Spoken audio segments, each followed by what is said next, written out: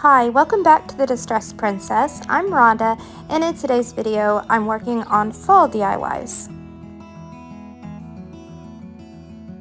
Something happens to us when the air turns crisp and we want to run out to Hobby Lobby and grab our heart's desire, but this year I'm refraining. This year I'm going out to my shed. I'm going to get out everything that I have, which isn't as much as you would think for being a YouTuber anyway.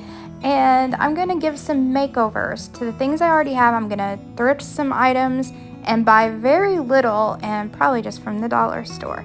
Come with me for this thrifty fall series. Okay, so this is it. I had 3 totes of stuff and a box, and I have like 2 big yard sales a year, so I don't accumulate a whole lot of stuff. Some of these boxes or totes weren't even full. So this is what I have to work with. I cleaned off my kitchen island, so that will be my workspace, and it's going to be like Santa's workshop in here. I'm going to take all of these fall things that I've had for possibly years and some that's been given to me. The real inspiration for my fall decorating this year is tan gingham. I am in love with tan gingham, but all I have right now is this ribbon, so I'm going to have to get some fabric. So my first fall DIY this year is painting pumpkins, and I want these pumpkins to be gingham check pumpkins. So here we go. These pumpkins were some of mine that I had DIY'd previously, and I had put that jute string on there, and I wanted to preserve that, so I'm using aluminum foil to cover the stems so that the white spray paint that I'm going to use on them won't get on the stems. This is the spray paint that I used, and I think it's important that you use gloss spray paint because I think we want these to be shiny. Now I thought up different ways to do gingham check, and I went with just using a paintbrush. Just trust that your hands can do it. It's going to be the easiest, simplest way, and it really is helpful if you pick this brush. I don't know the name of this brush, but it's got an automatic kind of square to it. Oh, I did do some touch-ups with some white paint before I started painting the gingham check. I did 3 pumpkins, and 2 of them I used Beachcomber Beige in this acrylic paint, and I'll show you the other color that I used later on the 3rd pumpkin. And I tried it 2 different ways, painting the checks. First, I was dipping my brush in the paint and going in a downward motion. And so just one little boop, one little swipe down, and there you pretty much have a check. And I just skipped every other ridge on the pumpkins. Like, these pumpkins are divided up perfectly in their ridges to do this. I know that these came from the Dollar Tree too, so it's going to divide up perfectly to make this check pattern. And so just, yeah, boop in the paint, and then a little swipe down on the ridge, and then as you start going down through the middle, skip every other. Don't look for perfection. They don't need to be perfect. Mine aren't perfect, but they're still stinking adorable. Now the other way that I tried was turning the brush this way and swiping across to make the checks. And that worked out pretty well too. So it's up to you which way you want to do, whichever way the brush is more comfortable in your hand. Now this one is a little bit different pumpkin. It was a little bigger, and so I wanted to do a different color for it, and I'm using this cashmere fusion paint. I just like to use what I have on hand, and it was another color of beige for me to use on this pumpkin, which I think I actually preferred a more muted color. It was just slightly lighter than the first color, but anyway, it was a lot of fun painting these pumpkins, and I'm so glad that I tried it.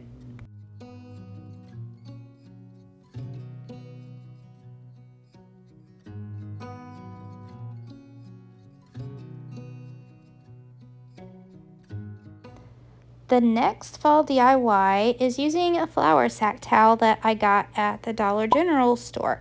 They have them 2 for $4. And I hate to be the bearer of bad news, but they have to be ironed. They just have to be. That's the only way you're going to do this next technique that I'm going to show you, which is stamping. We're going to stamp on this towel. It's so stinking cute. You're going to love this. You can get your supplies at the Dollar Tree. You need this stamp block and then load it up with your favorite little botanical stamps. And they carry all kinds of stamps too. So this is just a few in my collection that I got out to show you. But I like to have 4 on my stamp block when I'm doing a tea towel. That way I can do it quicker than if you just had 1 or 2. Just load it up. Then press your stamp block into your brown ink. I chose brown. I didn't want to do orange or green. Green would be pretty too, but I chose brown to be my print color to go with my tan gingham check. And look how precious. Do you know that prints like these are selling for high dollar right now? And you can make them at home. So take this idea and run with it. There's all kinds of stamps, different colors of ink, and tea towels are not very expensive. In the next fall DIY, I'm using books that I have tore the covers off their old paperback books. I'm getting into my little stash of notions, I call it, that I pick up at their stores, garage sales and the whole lot. I like to get vintage lace and things just for instances like this, and I'm going to add lace to these books. A couple of things that I thrifted was this Goodwill picture. I love a little white picture. And this gorgeous lace table runner for $4. I think it might have been even cheaper than $4. I think that was like a cheaper sale. And here's how the whole look came out. I love my gingham check pumpkins and my hand printed towel draped off a basket that I got for $4. The florals are all just ones that I already had. And the solid cream pumpkin was $3 from the Dollar General store. So this is why I DIY and thrift. It's so I can splurge on things I fall in love with. And this Ruffledy pillow cover from Walmart just hit all my heartstrings, with the tan check thing that I've got going on. It's a part of a whole collection, and I got 2 of these pillow covers. They were $15.99 each, but I love mine so much. I wanted to share. They are really nice, and they have a zipper. I haven't washed them yet, so I don't know how they launder, but they are stitched together really well, so I don't expect there to be any problems. Back to the fall DIYs. Now I'm going to work on this lantern. I think it originally came from Kirkland's, and I was really happy that the light still worked, but it just needs some restyling. And lucky me, it was nothing but a candle ring, so I didn't have to mess with taking anything hot glued off of this lantern. It just lifted right out. The first thing I needed to do was get rid of the black on this lantern, well, most of it anyway, and I didn't want to use a stark white, so this is an ivory color chalk paint and a chip brush, very dry chip brush, and this is how I'm going to distress this lantern just with brush strokes, and it's really easy to do. It just looks like the paint is chipping away. Now I'm going to DIY a candle ring for the lantern, and I'm using these leaves that I believe last year I took outside and spray painted with the color Nutmeg spray paint, and that gives them a crunchier, rusty look, which I really like. And so you can use those cheap, brightly colored leaves from Dollar Tree and just tone the color down by spray painting. And then I'm going to take some floral wire to wire them all together in a circle shape to make my candle ring. This is a great way to use what you have and turn it into something you would pay lots of money for at a Kirkland's, and you've just used up stuff that you've had laying around. The lantern is going to be part of a grouping on my Hoosier cabinet in my kitchen. In my kitchen, I feel like I can do more orange colors than I can in my living room, so all my rusty orangey things are staying in the kitchen. And the thing that the lantern is sitting on is a previous DIY, which is a faux cutting board that I painted up, and I added a couple of Dollar Tree pumpkins.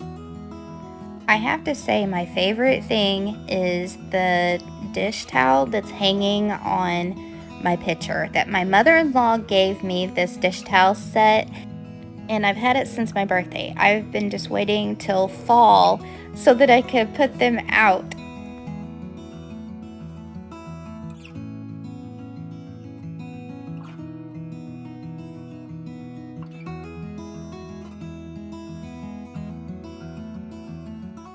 Now, the DIY on this one is very simple. It just needs to be more distressed and white, less brown to match with my decor. So again, I'm going to use some ivory chalk paint and a chippy brush, and I'm doing all this just with my brush. Less is more, and if you mess up, just take a wet towel and wipe it back away and start again. Next up to get a makeover is another thing I think I got at Kirkland's years and years ago, and it lights up. I still love it, but look how brightly colored it is. And so the first thing I'm going to do is the first thing I'm going to do is remove all of the foliage. So thankfully it wasn't glued down too awful bad, and I was able to pick most of it off. Now, if I had this do-over, I would have used my ivory paint. This is Snow White chalk paint that I'm using on this. It's like a vine. It's like a grapevine pumpkin.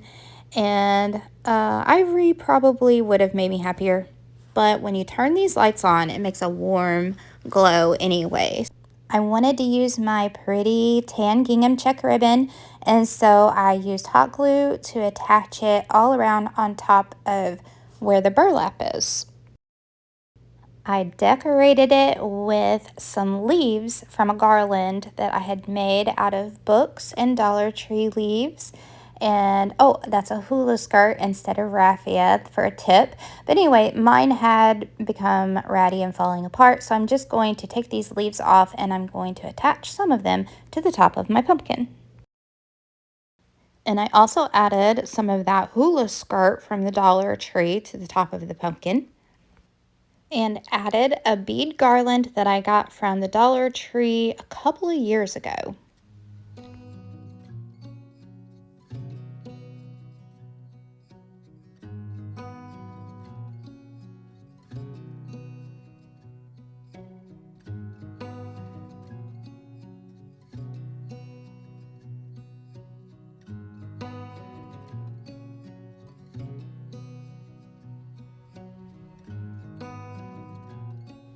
Here's a little whatnot that I thrifted for $1, and it used to be a primitive collection thing, you can tell, and I love it, but I would really like the inside of the words to be white.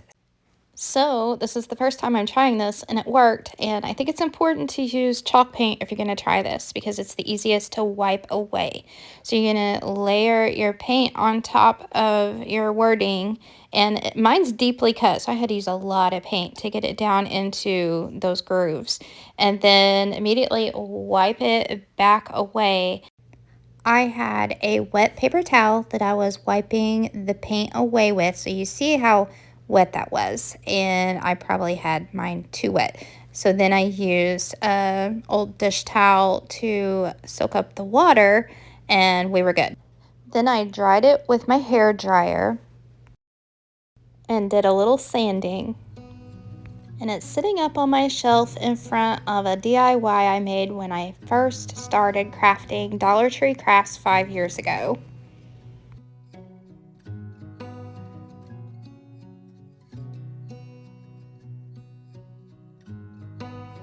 I want to thank you all sincerely for watching. For those of you who've been waiting for me to come back after my mother passed, thank you so much for your prayers, and thank you for continuing to watch my channel. I am so blessed. I appreciate you all. and I am going to be posting every Saturday morning now at 10 o'clock. So come craft with me. I hope you got great ideas, and I just enjoyed making this and hope you have a wonderful weekend. Bye-bye.